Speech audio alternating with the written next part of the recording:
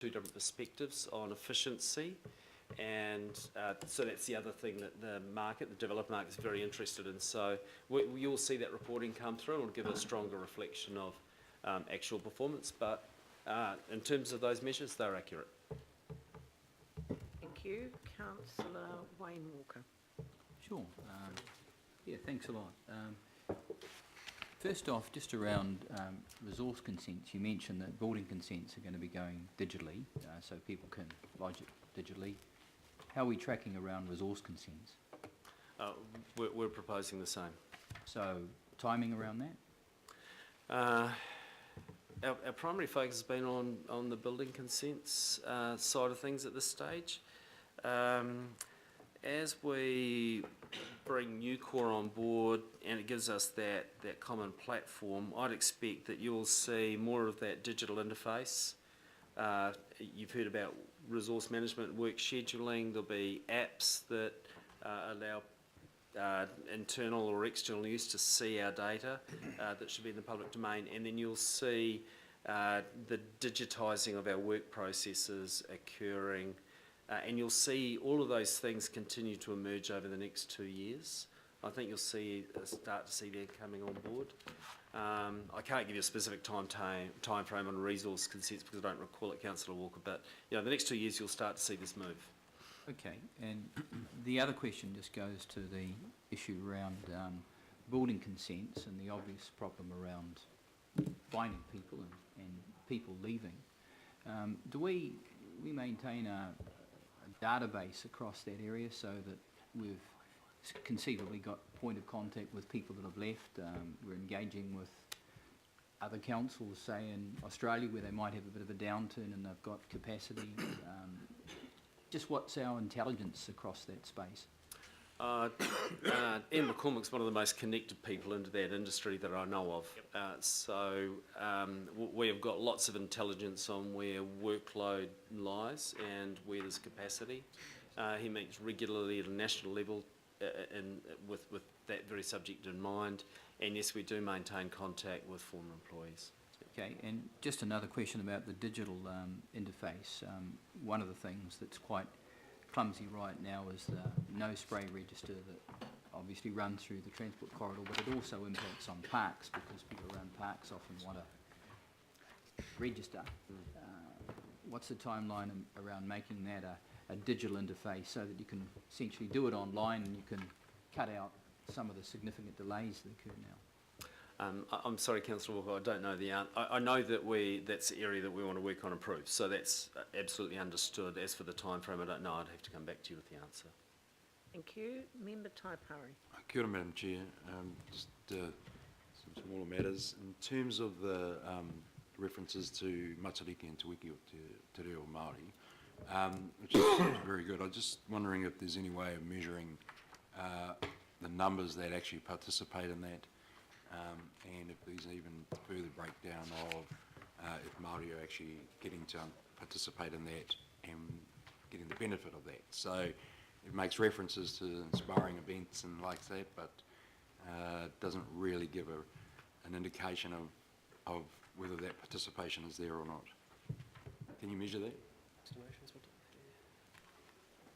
Yeah, yes, through the chair, we'd have to check on that exactly what details I've got. Some of those events would be estimations only because they're not actually registered events, but I'm sure we'll be able to get estimations as attendance. Yeah.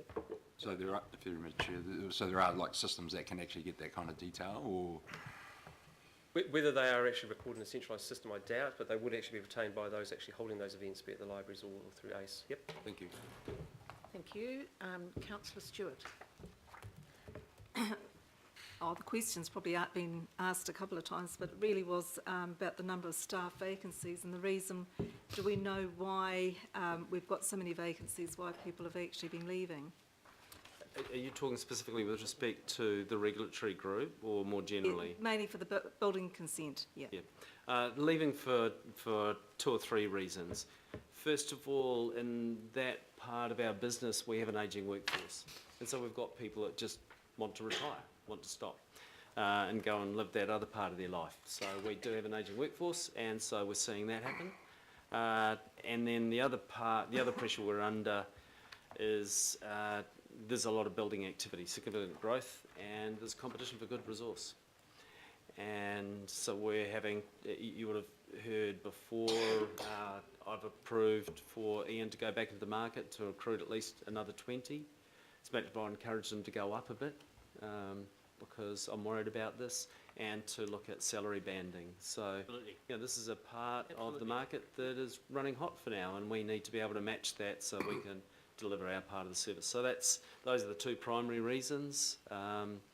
Otherwise, I think we've got a good culture and a good team in there, and we've got these other things we're working on. So what type of people are you trying to get to, you know, for building inspectors? Are they have they been builders, or they been structural engineers, or what type of people are you actually seeking for the jobs? So, Nirvana is for somebody with significant building experience, but they're actually building, and not many of them want to come in and inspect others. So we do get some, though, that like to do, depending on where they're at personally in their career, they like to do that. So that's a small part of the answer. We've had a very significant focus on graduate recruitment. So that's developing our own talent, and we've got a very, very good program. So we're bringing people into our business at that level, and then we're also recruiting from both in New Zealand and overseas for those that have been in local government or equivalent building control authorities, to bring them into our workforce. So it's at those three levels, but... Thank you. Thank you. And Councillor Cashmore. Actually, I think my question's probably been answered just then, but we are training more, we're recruiting more for these building inspectors, yet we've still been losing them to other areas. Other than salary and work conditions in a positive environment, are there other things that we've actually witnessed that we can learn from? Or is that just too damn hard? I think this is one of the big issues. You in this area, or we as a council in this area, compete in a small but global talent pool. Yeah. And so there is a number of things systemically over the last 10 or 15, 20 years that have led to this. You know, we've gone through a GFC and we've come out the other side. We've got a response called a building boom. But the way that kids from school are encouraged into these sorts of industries, you know, those are long lead items. If you stop it, it takes 10 years to play out in the workforce, and you're seeing it play out. So this is just one of those hard things to do. But I think we're approaching this issue in the right fashion, and in a similar fashion to what the private sector would. Developing your own talent, trying to recruit others in, matching the market in terms of salary, providing an environment where people are engaged and enjoy the work they do. There's no silver bullet in this. You've got to push hard on all those fronts. Madam Chair, it is a problem, obviously, Yes. but it's quite a good problem, because the opposite is a far worse problem. Yes. So we've got a building industry that's actually reflecting our booming economy in the city, and that's good. It's just the catch-up phase is what Dean's identified as very critical, because you go out there and try and find a roofie or a sparky or a plumber or a chippy at the moment, because I am, and they're like hen's teeth, and you've got 6 to 10 months waiting list plus, and this is a symptom, if you like, of our own success. The other question to you, Madam Chair, is are we going to hear from Kevin about the financial indices? That's going to be the second part of this, debt profiles and that sort of thing. Was that the second report? Okay, so just summarising or explaining the two. So this report is purely for the parent, for the council group. So Yep. there's So the some next financial item is information there. Understand The that. following item will be the group, which will talk about the debt level. Thank you. Okay, great. And, Madam Chair, yes, if I can just add one other thing to that too, I think, because around the table I hear often, and I hear it out in the community as well, why don't we take on retired builders? And as we know, the government, you know, have tightened the reins up pretty damn tough. And for those retired builders that have to get back into the industry and go back through the competencies now, they're huge, the levels are high. yeah. So I think you've got to look at that point of it as well. So it's been handed down by central government. Thank you. I'd like to just change the subject a little bit, Kevin. Lagoima information. I see the number of Lagoimas has increased about 15%. My concern is staff time for filling those legoimas. Are we charging properly for them?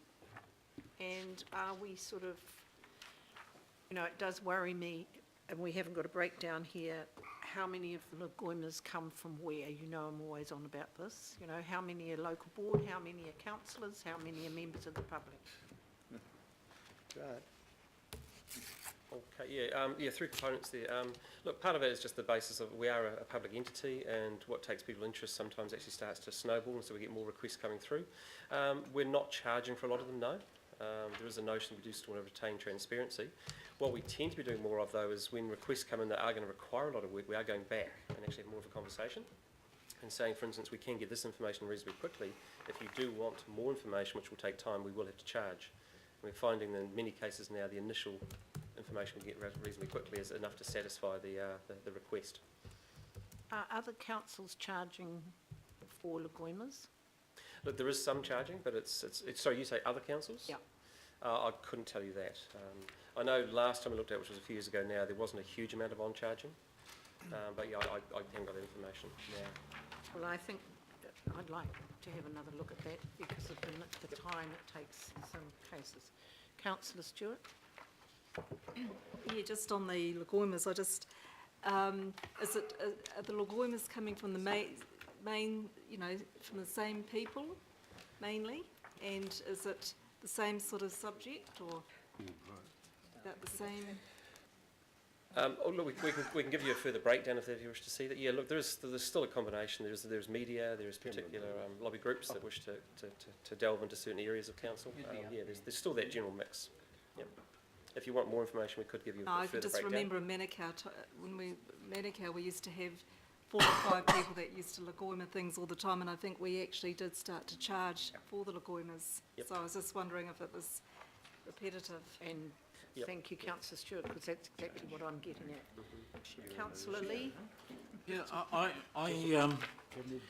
a year ago, the Diversified Fund, Investment Fund, which was the responsibility, suitably enough, of Auckland Council Investments Limited, was taken off Auckland Council Investments Limited and taken into the control of the Finance Department, Treasury.